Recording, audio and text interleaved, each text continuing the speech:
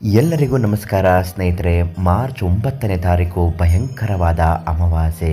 ಇದು ಮುಗಿದ ಮಧ್ಯರಾತ್ರಿಯಿಂದ ಈ 5 ರಾಶಿಯವರೆಗೆ ರಾಜಯೋಗ ಅದ್ಭುತ ದಿನಗಳು ಪ್ರಾರಂಭ.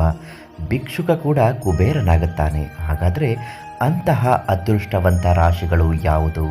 ಈ ರಾಶಿಗಳಲ್ಲಿ ನಿಮ್ಮ ರಾಶಿಯೂ ಇದೆಯೇ?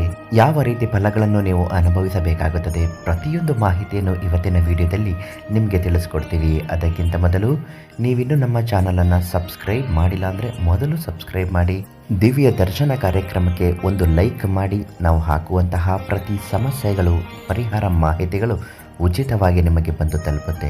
ಯಾವುದೇ ಒಂದು ಸ್ತ್ರೀ ಪುರುಷ ವಶೀಕರಣ ಆಗಬೇಕು ಅನ್ನುವುದಾದರೆ ವಂಶ ಪಾರಂಪರಿಕವಾಗಿ ಕರಗತ ಮಾಡಿಕೊಂಡ ವಿದ್ಯೆಯಿಂದಲೇ ಸಾಧ್ಯವಾಗುತ್ತದೆ. ಅದಕ್ಕಾಗಿ ಕೀರ್ತಿ ಪ್ರಸಾದ್ ಗುರೂಜಿ ಅವರಿಗೆ ಒಂದು ಕರೆ ಮಾಡಿ ಸಂಪರ್ಕಿಸಿ ಕಾರ್ಯಸಿದ್ಧಿ ಯಂತ್ರವನ್ನು ಅವರಿಂದ ಕೇಳಿ ಪಡೆದುಕೊಳ್ಳಿ.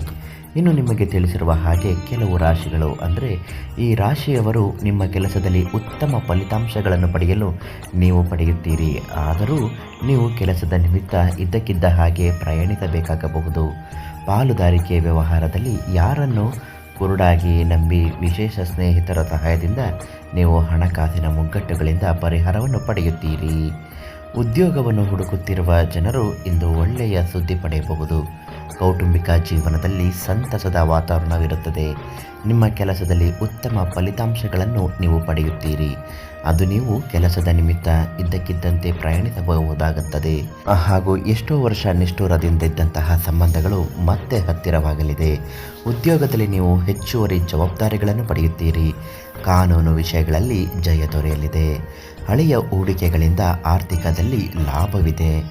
ಇಂದು ಹೊಸ ಆಸ್ತಿ ಅಥವಾ ವಾಹನವನ್ನು ಖರೀದಿಸಲು ಯೋಜನೆ ಮಾಡಿಕೊಳ್ಳಬಹುದು. ಕುಟುಂಬ ಹಾಗೂ ಸಂಬಂಧಿಕರೊಂದಿಗೆ ಹಣದ ಬಗ್ಗೆ ನಡೆಯುತ್ತಿರುವ ವಿವಾದಗಳನ್ನು ಪರಿಹರಿಸಲು ಪ್ರಯತ್ನಿಸಿ.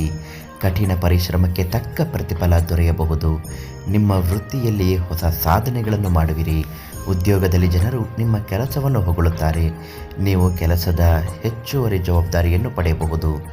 ಇಂದು ನಿಮ್ಮ ಆರೋಗ್ಯ ನಿಮ್ಮ ಬಗ್ಗೆ ಸ್ವಲ್ಪವೂ ನಿರ್ಲಕ್ಷ್ಯ ಮಾಡಬಾರದು. ನಿಮ್ಮ ಮಾನಸಿಕ ಮತ್ತು ದೈಹಿಕ ಆರೋಗ್ಯದ ಕಡೆ ಗಮನವನ್ನು ಕೊಡಬೇಕು. ಇಂದು ಕುಟುಂಬ ಮತ್ತು ಸ್ನೇಹಿತರ ಬೆಂಬಲದಿಂದ ಕೆಲಸದ ಅಡೆತಡೆಗಳು ನಿವಾರಣೆಯಾಗುತ್ತದೆ. ಇದು ನಿಮ್ಮ ಜೀವನದಲ್ಲಿ ಹಲವು ಸವಾಲುಗಳನ್ನು ಎದುರಾಗಲಿವೆ. ಆದರೆ ವ್ಯವಹಾರದಲ್ಲಿ ಬೆಳವಣಿಗೆ, ಹೊಸ ಅವಕಾಶಗಳು ಸಿಗುತ್ತದೆ. ಹೊಸ ಹೂಡಿಕೆ ಆಯ್ಕೆಗಳ ಮೇಲೆ ನಿಗಾ ಹರಿಸಬೇಕು. ಯಾವುದೋ ಅಜ್ಞಾತ ಭಯದಿಂದ ಮನಸ್ಸು ತೊಂದರೆಗೊಳಗಾಗುತ್ತದೆ. ನಿಮ್ಮ ಮಾನಸಿಕ ಆರೋಗ್ಯಕ್ಕೆ ಗಮನ ಕೊಡಬೇಕು.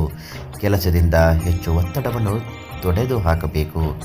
ವ್ಯವಹಾರ ಸಂಬಂಧಿತ ನಿರ್ಧಾರಗಳನ್ನು ತೆಗೆದುಕೊಳ್ಳುವಲ್ಲಿ ತಜ್ಞರಿಂದ ಸಲಹೆ ಪಡೆಯಲು ಹಿಂಜರಿಯಬೇಡಿ. ಹಾಗಾದರೆ ಇಷ್ಟೆಲ್ಲ ಫಲಗಳನ್ನು ಪಡೆಯುತ್ತಿರುವ ರಾಶಿಗಳು ಯಾವುದು ಎಂದರೆ ವೃಷಭ ರಾಶಿ, ಕಟಕ ರಾಶಿ, ಸಿಂಹ ರಾಶಿ, ವೃಶ್ಚಿಕ ರಾಶಿ ಮತ್ತು ಧನಸ್ಸು ರಾಶಿ. ಇವುಗಳಲ್ಲಿ ನಿಮ್ಮ ರಾಶಿ ಇದ್ದರೂ ಇಲ್ಲದಿದ್ದರೂ ಒಂದು ಕಮೆಂಟ್ ಮಾಡಿ. ನಿಮ್ಮ ಬದುಕು ಬಂಗಾರವಾಗುವಂತೆ ನಾವು ಬೇಡಿಕೊಳ್ಳುತ್ತೇವೆ. ನಿಮ್ಮ ಜೀವನದ ಅನೇಕ ಸಮಸ್ಯೆಗಳಿಂದ ಬಳಲುತ್ತಿದ್ದರೆ ಶಾಶ್ವತವಾದ ಪರಿಹಾರಕ್ಕಾಗಿ ಪ್ರಧಾನ ತಾಂತ್ರಿಕ್ ಕೀರ್ತಿ ಪ್ರಸಾದ್ ಗುರೂಜಿ ಅವರಿಗೆ ಒಂದು ಕರೆ ಮಾಡಿ ಎಲ್ಲ ಸಮಸ್ಯೆಗೂ ಉಚಿತವಾಗಿ ಪರಿಹಾರವನ್ನು ತಿಳಿಸ್ತಾರೆ ಅಂತ ಹೇಳ್ತಾ ನಾಳೆ ಮತ್ತೊಂದು ದೈವ ಮಾಹಿತಿಯೊಂದಿಗೆ ನಿಮ್ಮನ್ನು ಭೇಟಿ ಮಾಡ್ತೀನಿ. ಧನ್ಯವಾದ.